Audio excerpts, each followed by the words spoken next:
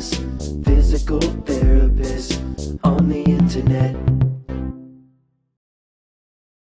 Hi folks, I'm Bob Schrupp, physical therapist. Brad Heineck, physical Together therapist. we are the most famous physical therapists on the internet. In our opinion, of course, Bob. The title of this program is the #1 sciatica exercise for disc bulging or herniation and so on.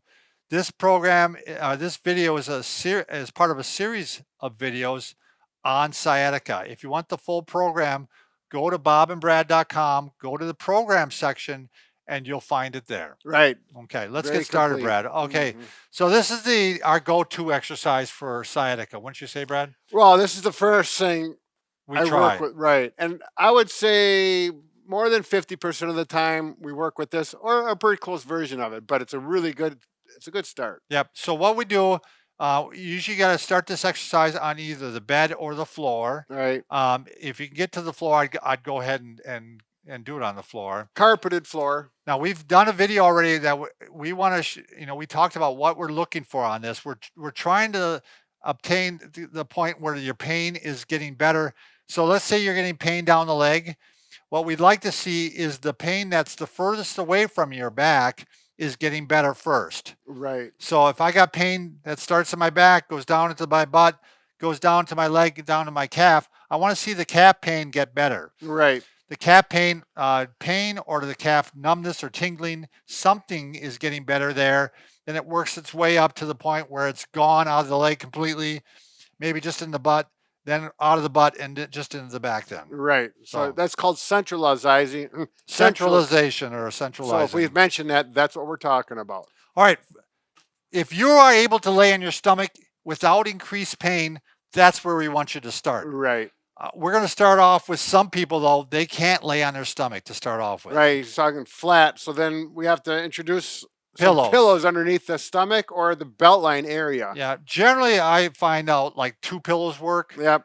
I've had some extreme cases where I've needed 3, so we're going to start with 3. Sure. Just so that people know. So you can put it across like this. You could go like this too, Brad. I've done it both ways. Yep. It kind of depends on the body person, size the body type, right? Yep.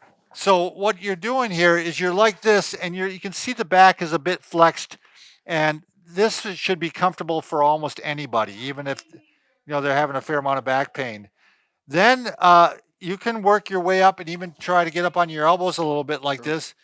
If I'm able to get up on my elbow, by then it's probably time to take out one of the pillows. Right.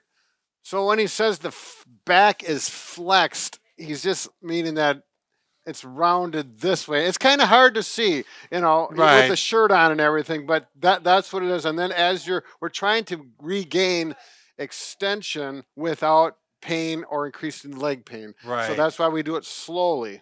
Yeah. So you lie for 2 to 3 minutes. If it doesn't feel like it's getting any better, that you can't take a pillow out, you might have to try it the next day. Right. You might have to try this 4 or 5 times a day. Spread it out through the day and eventually work your way down. This is all an experiment, and you're trying to get yourself to the point where all the pillows are gone. So if I'm right here now, and again, I can get up onto my elbow, it's probably time to get rid of another pillow. Right. Okay, now I'm down here. And again, I'm going to work my way. If I can get up to, oh, no, that hurts too much. Oh, I'll try it again in a couple hours. And if eventually, maybe that day or the next day, I can get up onto my elbow here, now I'm going to get down to the point where I have no pillows. He doesn't mean he's going to stay lying for a couple hours. No. You'll carefully get up and go about your day. Right. And then, go back. And again, if it's this bad, you may have a hard time getting down to the floor. You may have to do this on your bed. Hopefully you have a firm bed because soft beds do not work so well. Yeah. And so I'm talking about spending maybe 3 to 5 minutes on this.